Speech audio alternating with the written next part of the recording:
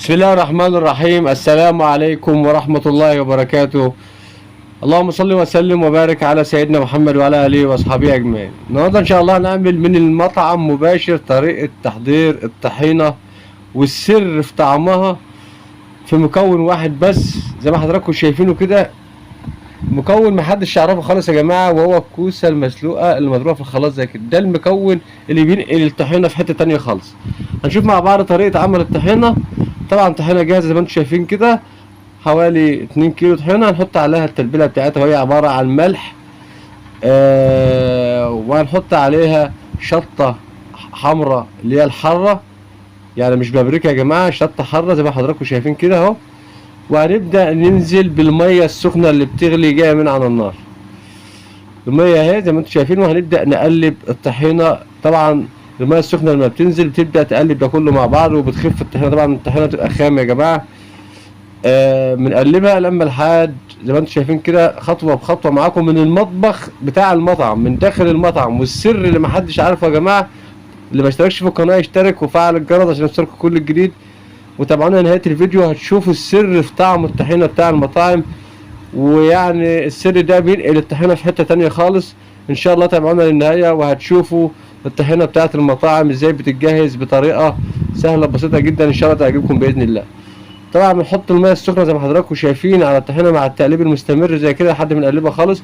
طبعا انتوا شايفينها بدأت تخف، تقولوا ده بقت خفيفة مية، لا لسه ما خلصتش يا جماعة، هتتقل تاني دلوقتي. بعد ما حطينا المية وقلبناها كويس جدا زي كده، تقلبنا الملح بالشطه وكده، ننزل بالخل. اول ما الخل بيتحط بتبدا تتقل معانا، تبدا تمسك وتعمل زي كتل كده زي ما حضراتكم شايفين. شوفوا الطحينه تقلت ازاي.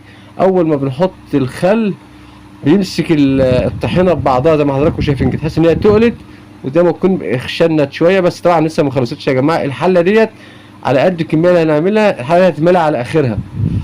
وشوفوا بقى ازاي بتتعمل. بدأنا نحط الزيت بتاعنا على الطحينه وهنقلب كويس جدا.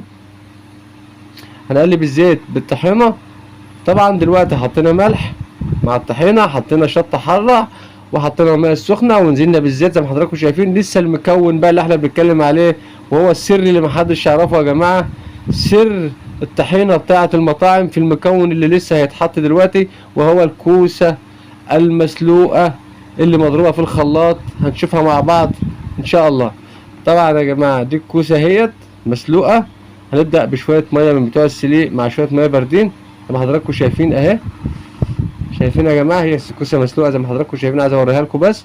هتتضرب في الخلاط زي ما حضراتكم شفتوا كده، وهنبدأ ننزل بيها على الطحينة. ده السر بتاع المطاعم اللي محدش عارفه خالص يا جماعة، واللي بيخلي طحينة المطاعم في حتة تانية خالص عن الطحينة اللي احنا بنعرفها او الطعم اللي احنا بنعرفه. هنبدأ طبعا كذا مرة كده بنضرب او نجيب كوسة مسلوقة بتضرب في الخلاط. طبعا هي مسلوقة وعشان الخلاط طبعا الكميه ما تجيبش مره واحده، بنضرب كذا مره في الخلاط. وهنبدا نحط الطحينه، الكوسه المسلوقه اللي مضروبه في الخلاط على الطحينه مع التقليب المستمر زي ما حضراتكم شايفين كده. طبعا يا جماعه موضوع الكوسه المسلوقه ده محدش يعرفه خالص، يعني ده حاجه جديده خالص. وده السر بتاع المطاعم اللي محدش يعرفه يا جماعه. احنا جبناه من داخل المطعم زي ما حضراتكم شايفين كده. شايفين الطحينه الحله طبعا كان فيها 2 كيلو طحينه، كانوا قليلين خالص. شوفوا بقت الطحينه وصلت لقد ايه، وفي نفس الوقت محافظه على القوام بتاعها، لا خفيفه بقت ميه ولا حاجه. وفي نفس الوقت شوفوا كميه الطحينه بقت قد ايه يا جماعه. كميه المطعم يعني مطعم شغال، يعني مش في البيت على قد مثلا كيلو ولا 2 كيلو. شايفين بسم الله ما شاء الله الحله فيها بتاع 10 12 13 كيلو طحينه زي ما حضراتكم شايفين.